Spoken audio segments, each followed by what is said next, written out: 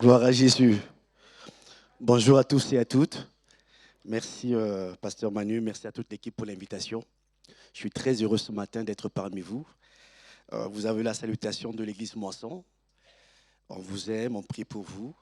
Donc, comme a dit Pasteur Manu, je suis marié avec mon épouse Nathalie, qui est là présente. On a 11 ans de mariage et on a 2 petits garçons donc, qui sont partis à l'école dimanche. Et ce matin, c'est une joie d'être parmi vous ce matin. Et j'aimerais que tu puisses dire à ton frère à côté ou ta sœur, attends-toi au Seigneur.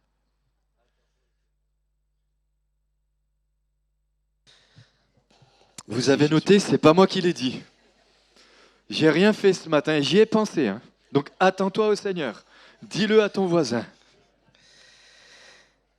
Seigneur, ce matin, je ne suis qu'un simple canal que tu veux utiliser.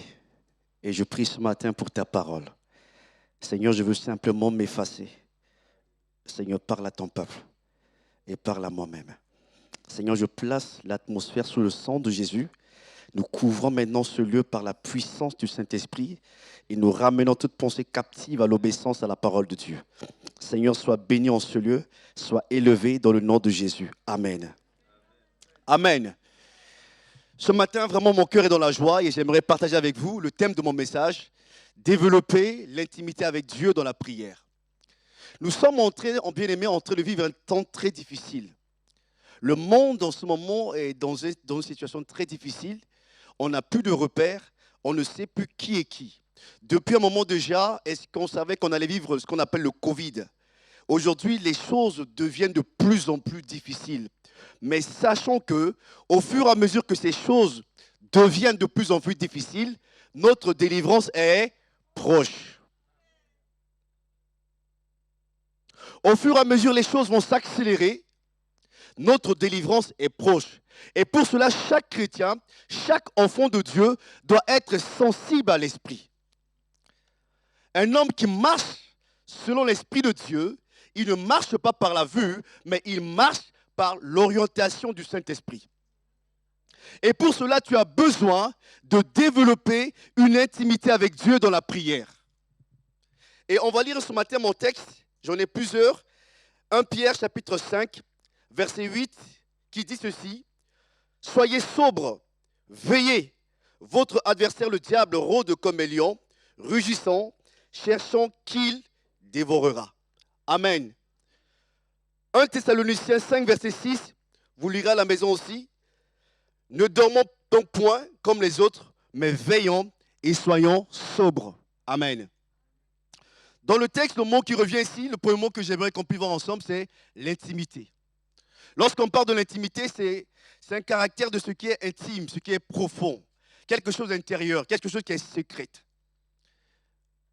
Et bien aimé, nous sommes dans un temps où chaque chrétien, chaque enfant de Dieu doit commencer à développer une relation avec le Seigneur encore plus approfondie. L'intimité se dit, c'est une relation étroite entre deux personnes. On apprend à se connaître. On apprend à se connaître et au fur et à mesure que j'apprends à le connaître, je commence à lui faire confiance. Et à un moment donné, avec le temps, on va dire que lui là, c'est mon meilleur ami. Ou bien celui-là, c'est ma meilleure amie. N'est-ce pas? Et Dieu, dans ce temps où nous vivons, Dieu veut développer une relation d'intimité avec son peuple. Lorsque je rentre à la maison de mon travail, mon fils, lorsque je ouvre la porte, simplement, mais pas, mon fils reconnaît que c'est papa qui est en train de rentrer à la maison. Parce que mon fils, il sait que je vis dans la maison. Il connaît ma voix. Il reconnaît ma voix. Parce qu'il a l'habitude de passer du temps avec moi. Et tant que tu vas commencer toi aussi à prendre du temps, à passer du temps dans la prière, dans la présence de Dieu, tu vas apprendre à reconnaître la voix de Dieu et à discerner les choses afin de pouvoir avancer, aller de l'avant. La prière, bien-aimée, c'est adresser, c'est invoquer, appeler au secours. La prière, c'est communiquer avec Dieu. C'est une relation. Ce n'est pas que je parle à Dieu, mais je parle. J'attends aussi que Dieu puisse me parler. Et ce matin, j'aimerais seulement t'amener tout doucement à comprendre certaines choses. Pourquoi nous devons prier? Pourquoi je dois être un enfant de prière? La prière, c'est un élément essentiel. La prière active la main de Dieu. La prière déclenche à ce que Dieu intervienne dans n'importe quelle situation. La prière transforme les situations. Genèse chapitre 25, verset 21. Genèse chapitre 25, verset 21. Isaac implora l'Éternel pour sa femme, car elle était stérile, et l'Éternel l'exauça. Rebecca, sa femme, devint enceinte. Après 20 ans de mariage, la Bible dit que Rebecca n'arrivait pas à avoir d'enfant. Et Isaac, son mari, qu'est-ce qu'il a fait? Il a imploré l'Éternel. Il a imploré Dieu. Il a prié Dieu. Et Dieu, qu'est-ce qu'il a fait? Dieu a exaucé sa prière. La prière active la main de Dieu. Elle nous connecte au pouvoir surnaturel de Dieu. Un homme, une femme de prière, elle pousse Dieu, elle va amener Dieu à changer certaines circonstances. Un homme, une femme de prière, où à un endroit où elle arrive, elle change l'atmosphère. Cette femme change l'atmosphère du lieu où elle va se situer. Parce que tu es enfant de Dieu. Et lorsque tu es enfant de Dieu, il y a deux choses différentes. Il y a les enfants de Dieu et les enfants de ténèbres. Les ténèbres et la lumière ne cohabitent pas ensemble. Lorsqu'une salle est noire, j'allume la lumière. Qu'est-ce qui fait? Les ténèbres disparaissent. Et partout tu vas y passer, le temps que tu vas prendre avec Dieu, le temps que tu vas développer ta relation avec Dieu, la lumière de Dieu va briller sur toi. Et partout où tu vas passer, les gens sauront que tu es enfant de Dieu.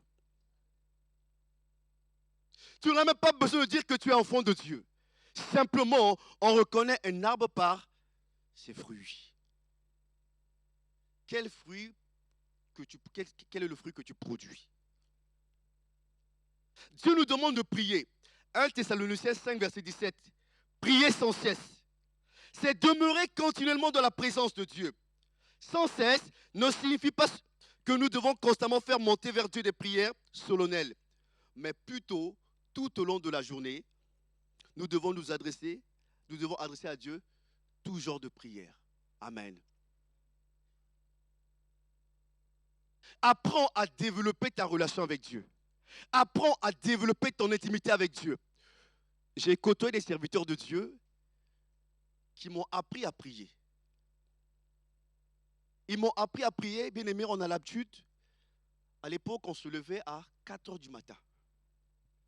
Et 4 heures du matin, on priait jusqu'à 6 heures du matin, après on commence la journée. Mais ça faisait un bien énorme. Parce que tu commences ta journée dans la présence de Dieu. Et tu reçois une direction, une orientation de la part de Dieu. Jésus-Christ, le Fils de Dieu, Marc chapitre 1, verset 35 nous dit, Jésus-Christ se levait très tôt le matin.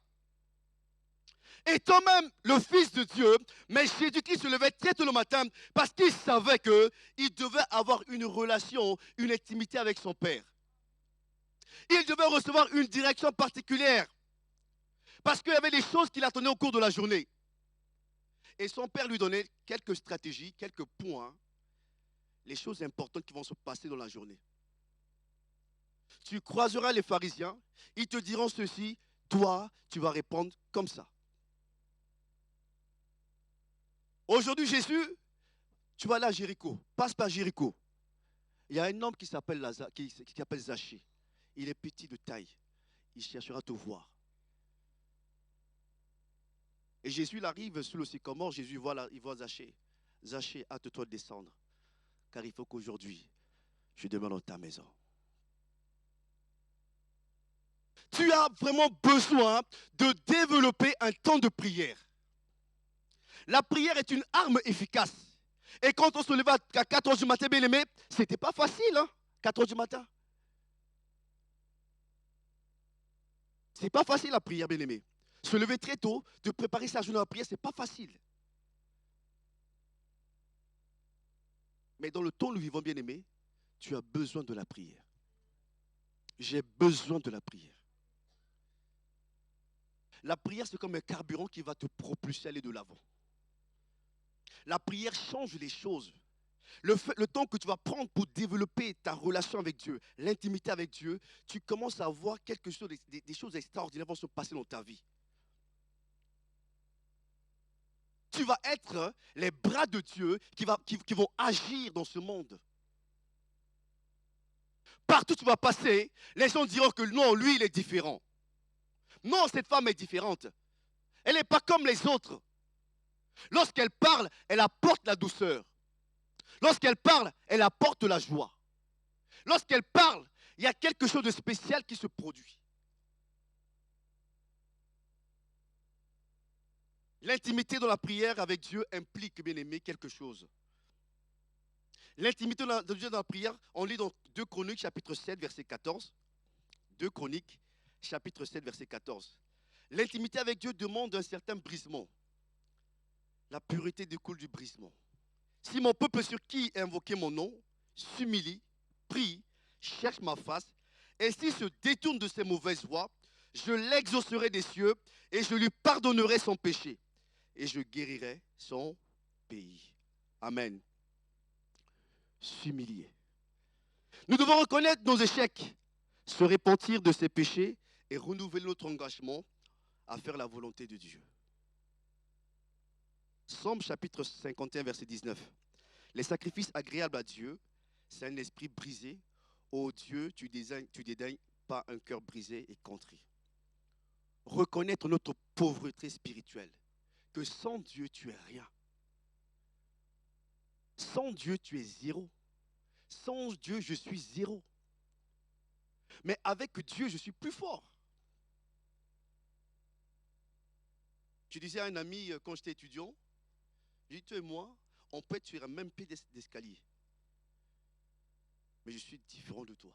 J'ai quelque chose de plus que toi, que tu n'as pas. Et c'est Jésus-Christ. C'est mon pilier. Donc, n'importe quelle circonstance que je traverserai, je sais qu'il y aura un Dieu qui est à mes côtés. Peu importe ce que je vis, peu importe ce que je traverse, peu importe. Mais je sais que mon Rédempteur est vivant. Je sais qu'il sera toujours à mes côtés.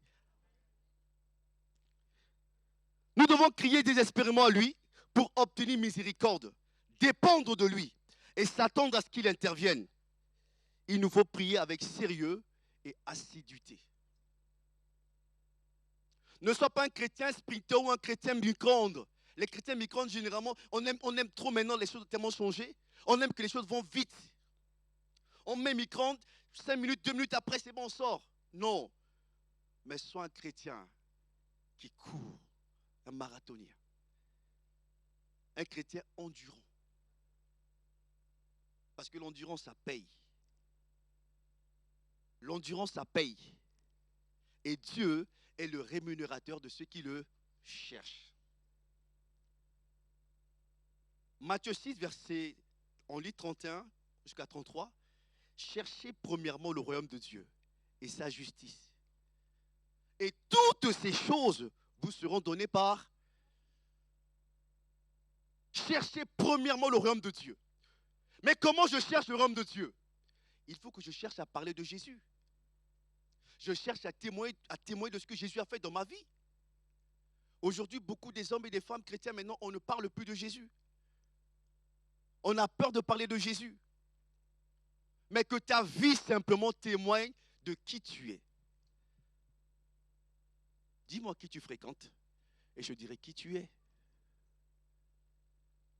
Heureux l'homme qui ne marche pas selon les conseils des... Qui ne s'arrête pas sur la voie des... Qui ne s'assied pas en compagnie des... Mais qui trouve son plaisir dans la loi de l'Éternel, qui la médite jour et nuit. Psaume chapitre 1, verset 1. Lorsque tu passes ton temps à rester avec en compagnie des gens qui sont des moqueurs bien-aimés, tu ne peux pas aller loin. Cherche le royaume de Dieu. Parle de Dieu autour de toi. Développe l'intimité dans la prière avec Dieu. Mais comment tu peux gagner aussi des hommes et des femmes à Jésus-Christ? Tu as des amis, des connaissances que tu as. Choisis 3 personnes par exemple. 3 personnes que tu aimerais gagner à Jésus. Prie pour ces 3 personnes. Je choisis par exemple Pierre, Jean et Jacques. Seigneur, je veux t'apporter Pierre, Jean et Jacques. Je prends du temps pour eux. Je prie pour eux chaque matin.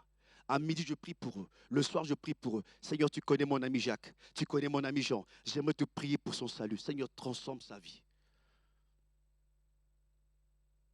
Quelques jours après, Seigneur, je vais aller voir Jacques. Mais j'aimerais simplement, Seigneur, pendant que je vais voir Jacques, Seigneur, dispose le cœur de Jacques. J'arrive chez Jacques. Jacques va me parler de ses besoins. Jacques va me dire, je ne viens pas pour parler avec lui, je viens pour écouter ses besoins.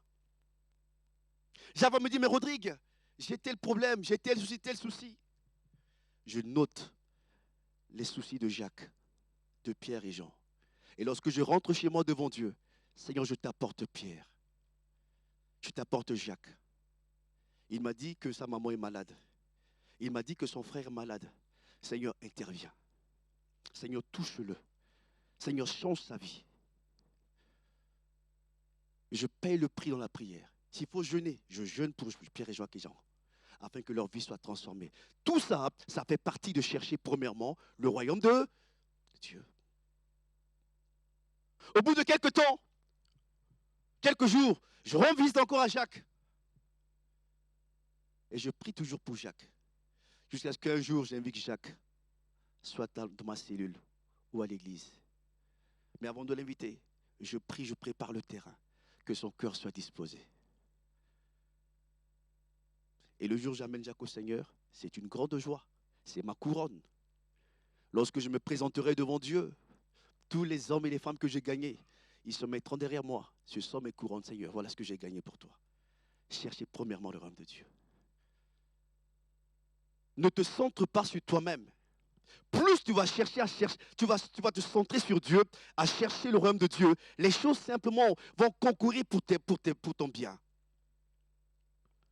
Toutes choses concourent au bien de ceux qui aiment Dieu et de ceux qui sont appelés selon son dessein. Lorsque tu marches avec Dieu, lorsque tu es dans une relation d'intimité avec Dieu, lorsque tu es dans sa présence continuelle, peu importe, toutes choses concourent pour mon bien. Le diable, parfois, il fait des choses, il pense qu'il est excellent, le diable. Mais il oublie quelque chose. C'est que tout en haut, il y a une personne qui contrôle toutes choses. Le diable, il n'est qu'un pion que Dieu utilise pour accomplir son plan. Est-ce que vous me suivez? Et lui pense qu'il contrôle les choses. Mais Dieu contrôle toutes choses. Lorsque tu demeures dans sa présence, lorsque tu marches avec lui, n'oublie pas que Dieu contrôle toutes choses. Peu importe ce que tu vis, mon âme bénit le Seigneur. Peu importe ce que je traverse, mon âme bénit le Seigneur. Mais tu as besoin de développer une intimité, une relation dans la prière avec Dieu. Sinon, tu ne comprendras pas ce que Dieu attend de toi. Tu vas tourner en rond. Mais pourquoi ma vie ne change pas?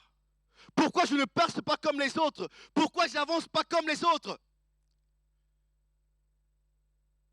Mais est-ce que tu as une relation réelle avec le Seigneur dans la prière?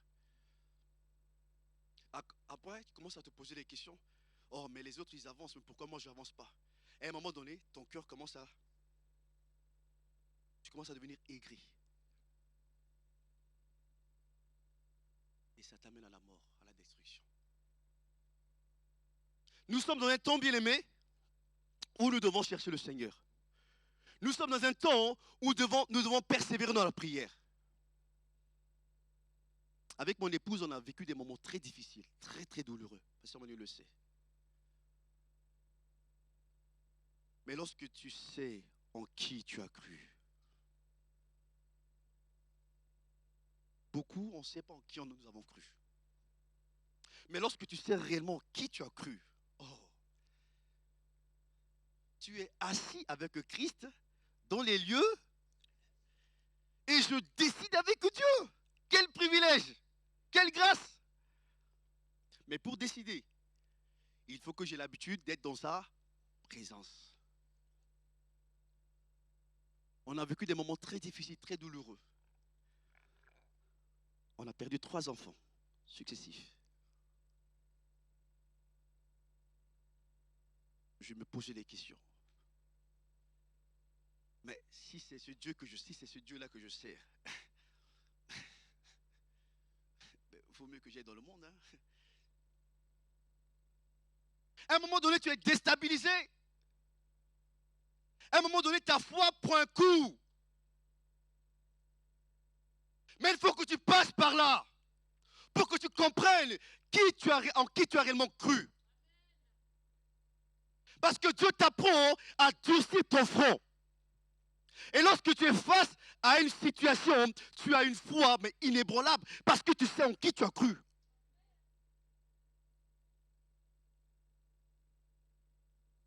J'ai dit au Seigneur, mais tant que tu ne me parles pas, Seigneur, je ne veux pas que ma femme tombe enceinte.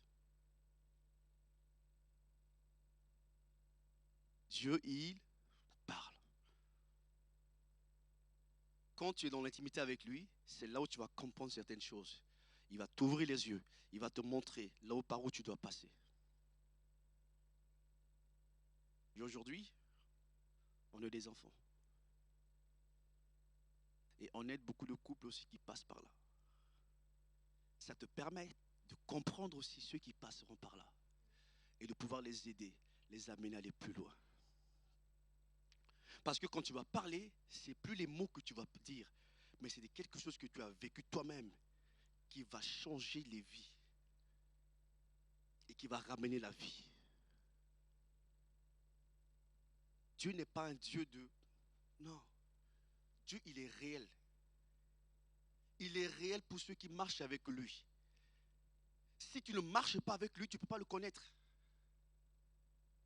Alors, ce matin, il t'invite dans son intimité. Alors, comment développer sa vie de prière avec Dieu? Il y a un point important, c'est l'amour. L'amour. 1 Corinthiens 13, verset 4 à 7. Pardon. L'amour est passion. Il est plein de bonté. L'amour n'est pas envieux. L'amour ne se vante pas. Il ne s'enfle pas d'orgueil. Il ne fait rien de malhonnête. Il ne cherche pas son intérêt. Il ne s'irrite pas. Il ne soupçonne pas le mal. Il ne se réjouit pas de l'injustice. Mais il se réjouit de la vérité. Il pardonne tout. Il croit tout. Il espère tout. Il supporte tout. L'amour. L'amour couvre une multitude de péchés. Nous devons développer cela. Une personne qui a l'habitude de développer sa relation, son état avec Dieu, tu vas voir qu'il va dégager l'amour auprès de lui, autour de lui.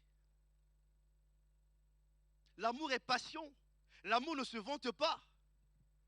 L'amour, ça me permet de travailler avec les autres dans l'harmonie, dans la paix, dans la douceur. Il n'y a pas de concurrence. Il n'y a pas de jalousie. Il n'y a pas de rivalité. Parce qu'on n'est pas pareil. On n'a pas les mêmes dons. On n'a pas les mêmes capacités. Mais on est complémentaires. J'ai un don que lui, il ne peut pas l'avoir. Il a un don que moi, je n'ai pas. Mais c'est pour ça que je vais rivaliser avec lui. Je veux le... Non. Les dons sont donnés à l'église pour que l'église puisse avancer de l'avant. Je n'ai pas les dons pour me vanter. J'ai les dons simplement pour accomplir la volonté de Dieu sur la terre. L'amour n'est pas orgueilleux. L'amour ne se vante point. Il espère tout. Il croit tout. Il supporte tout.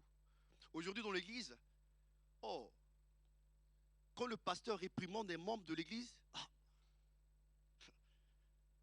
ce pasteur-là, il est jaloux de moi. Le pasteur lui dit, ma soeur, mon frère, ce que tu fais, ce n'est pas bien.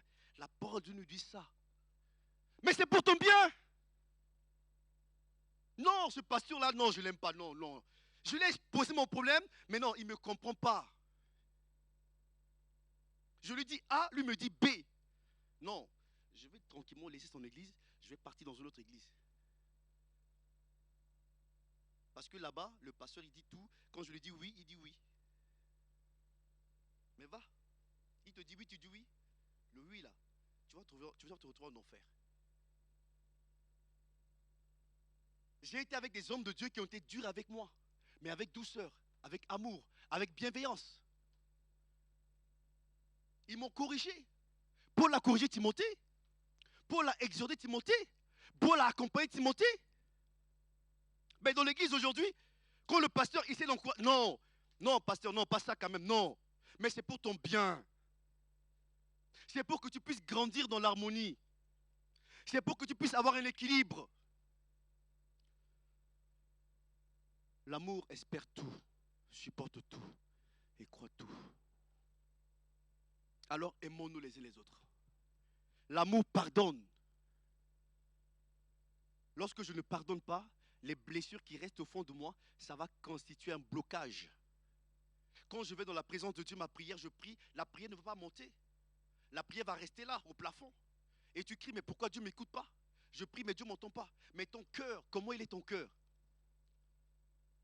Comment il est mon cœur? Des blessures. Non, pardon. Ah, ce qu'il m'a fait, non. Je ne lui pardonnerai jamais ce qu'il m'a fait.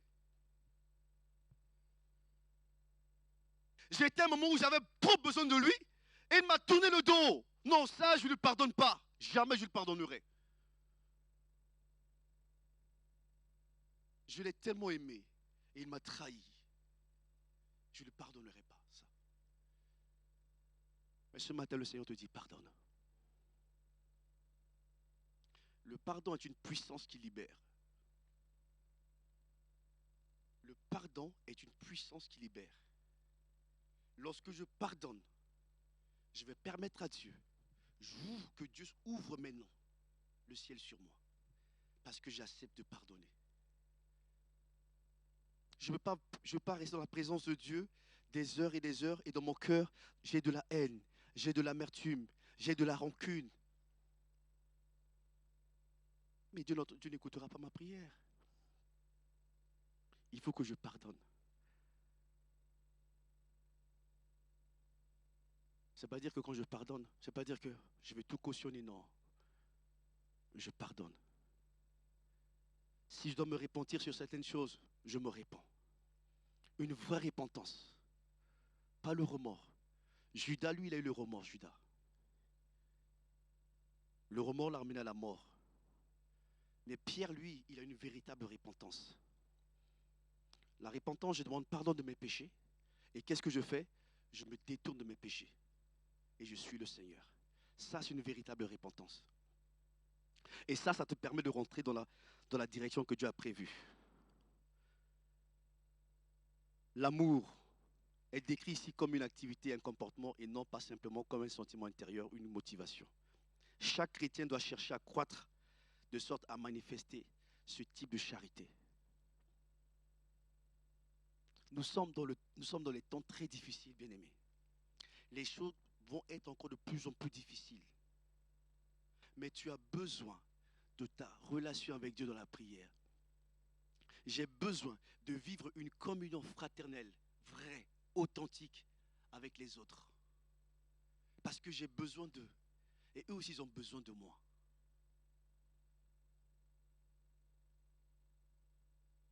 La langue et les dents, tous ensemble. Là.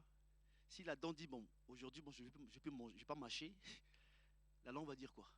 Mais ils sont ensemble. Parfois la langue appuie, les dents appuient un peu sur la langue. Mais ils sont toujours ensemble. Ils ne vont jamais se séparer. Tu as besoin de moi, moi j'ai besoin de toi.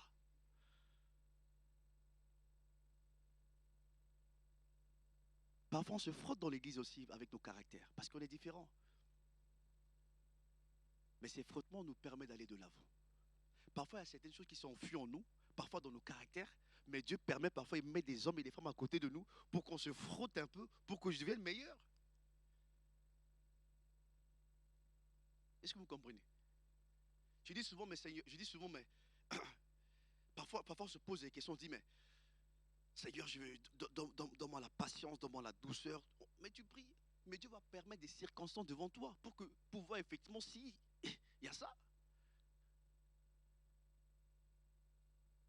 Tu pries le matin, mais tu pries le soir. Tu prends dans ta voiture, il y a une voiture qui te fait une queue de poisson. Tu klaxonnes, tu commences à t'énerver. Ah Seigneur, pardon. Mais c'est des petites choses. Que le Seigneur travaille ton caractère, te travaille, il me façonne à son image. L'autre point, c'est la prière. Nous devons développer notre relation intimité avec Dieu. Psaume 145, verset 18. L'Éternel est près de tous ceux qui l'invoquent, de tous ceux qui l'invoquent avec sincérité.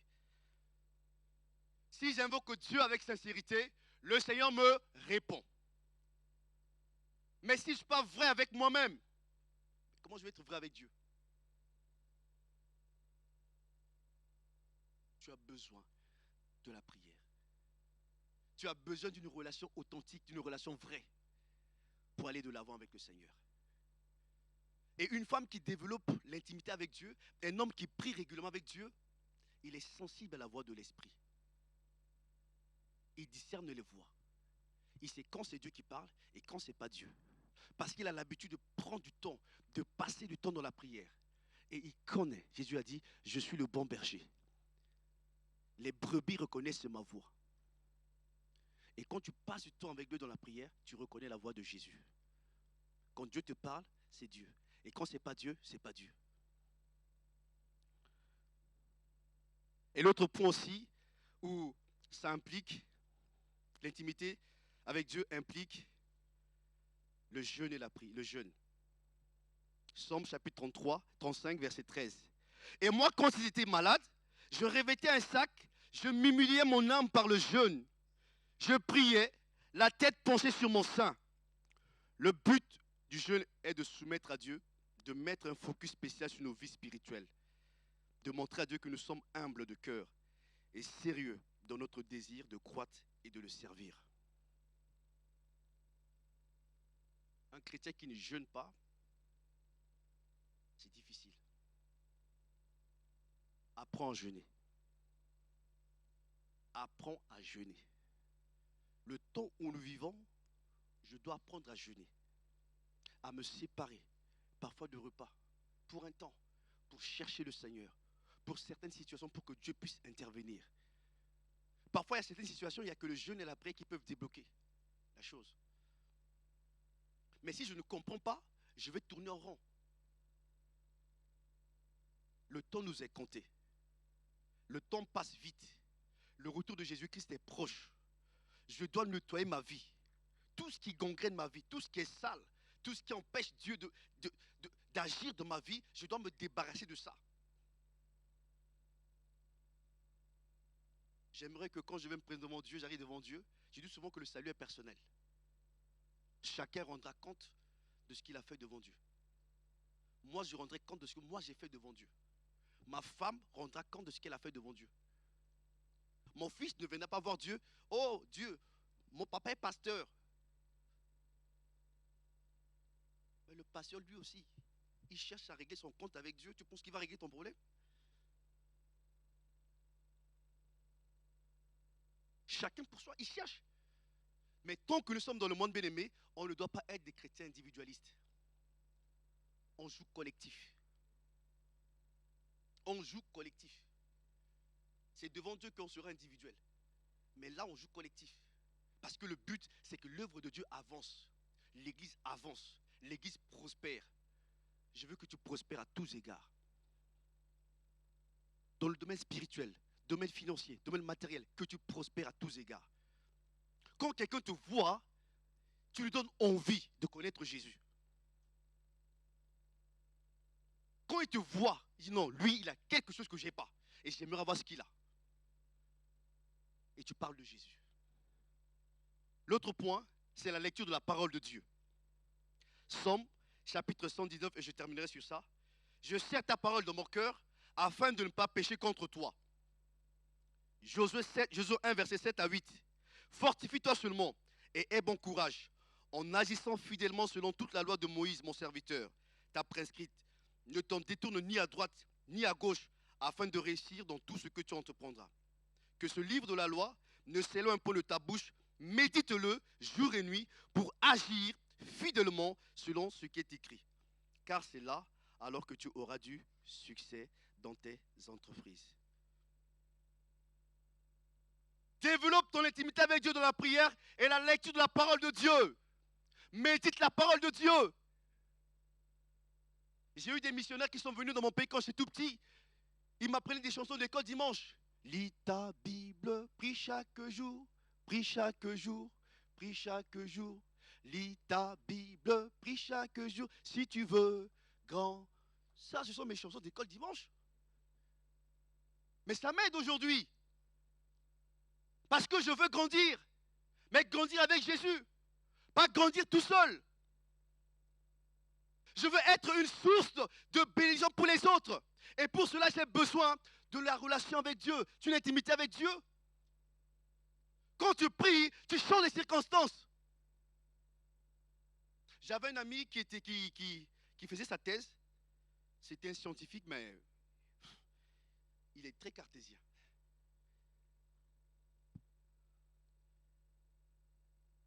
Il est très intelligent. Et je lui parlais de Jésus. C'était un peu difficile. Parce qu'il est tellement cartésien. Lui, 1 plus 1 égale 2. Tu lui dis 1 plus 1 égale 3, il dit non. 1 plus 1 égale 2. Il voit que, voilà, quand il voit, il dit oui, c'est ça. Quand il ne voit pas, il dit c'est ça, pas ça. J'ai dit Seigneur, comment on va faire avec lui là? Toi, tu le connais. Un jour, on a invité un mariage. On était 4 dans la voiture. Il était là, donc il était derrière. On est parti au mariage. Au retour, le mariage était en frontière suisse. Au retour, on a dormi là-bas, on devait rentrer le soir. La veille le soir.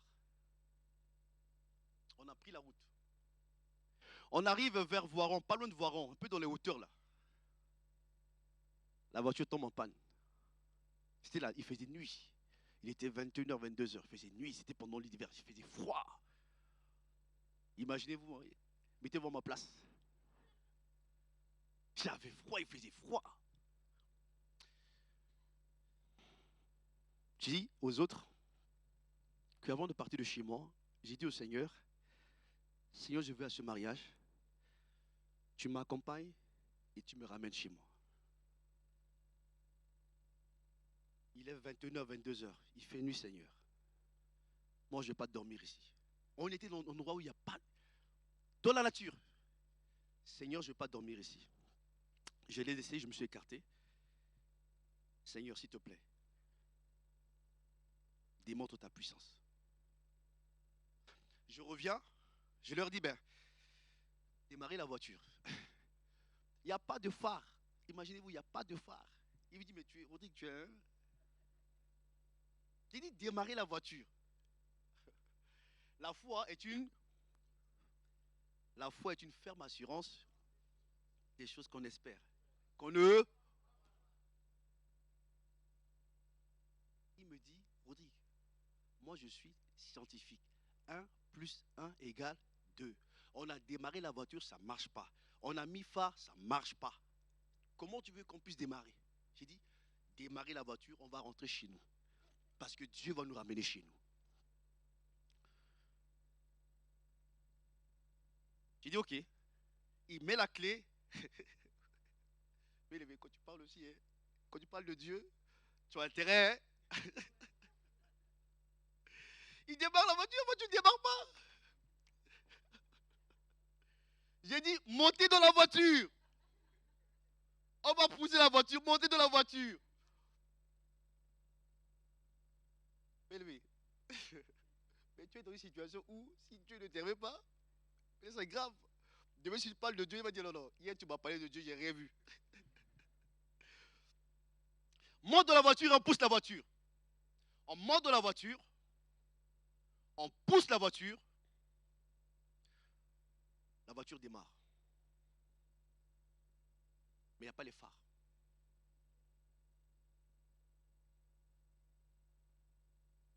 Vous allez voir la puissance de Dieu. Dieu va nous envoyer une voiture. Pendant qu'on roule, ça démarre à peu près 100 mètres. Il y avait une voiture qui vient se poser derrière nous. Et les phares de la voiture là, ça éclairait notre voiture. Et on commençait à rouler. Oh, mais tellement j'étais content dans la voiture. Je commençais à chanter. Lui, il commençait à se poser des questions. On commençait à chanter. On descend, on arrive. Donc, au moment où on arrive à l'autoroute, je crois, vous voyez, quand vous arrivez de Voiron, après vous reprenez l'autoroute, au moment où on arrive, la voiture derrière nous, on ne la voyait plus. Il y avait la lumière sur l'autoroute. On était tellement contents, on commençait à chanter. Au lieu que le chauffeur, il sort, mais lui aussi, il va oublier la sortie de Grenoble. Il va nous amener vers Briançon. Oh. J'ai dit, mais toi aussi, on n'a pas de phare. Au lieu de sortir là, mais non, tu vas... Mais c'est pour voir la puissance de Dieu bien-aimé. On prend la direction de Briançon. Il y avait une lumière. Oh, notre Dieu est vivant. Il y avait une lumière qui est venue se poser devant la voiture, qui éclairait la voiture. Oh, j'étais tellement content. J'ai dit, regarde la puissance de mon Dieu. La semaine d'après, il s'est fait baptiser. Parce que le Seigneur change les choses. Et ces choses, nous devons les vivre. Ce n'est pas réservé à une catégorie de personnes. Chaque enfant de Dieu doit vivre des choses. Tu dois vivre des choses surnaturelles. Parce que tu es fait à l'image de Dieu. Alors simplement, j'aimerais qu'on ferme les yeux.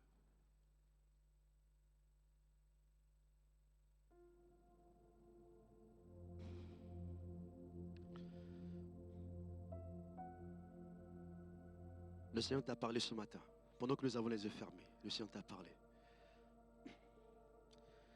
Il y a certains points que Dieu t'a dit ce matin. Et j'aimerais simplement que tu parles au Seigneur. Parle au Seigneur. S'il faut demander pardon, Seigneur, pardonne-moi. Si tu es devenu tiède, Seigneur, pardonne-moi.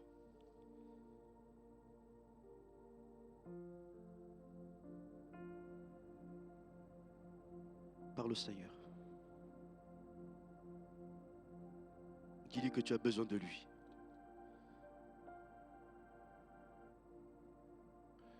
Si tu n'arrives pas à prier, Seigneur, j'ai besoin de toi ce matin. S'il faut demander pardon, Seigneur, demande pardon.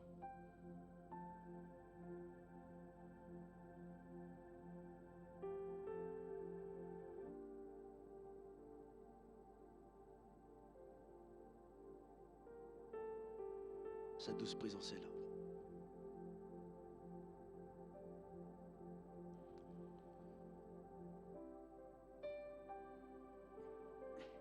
Tu vois là où tu es tombé, là où tu as été blessé.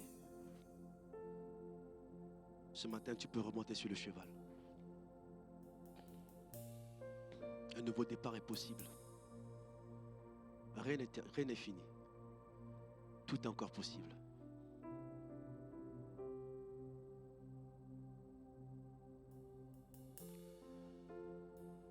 Oh Jésus.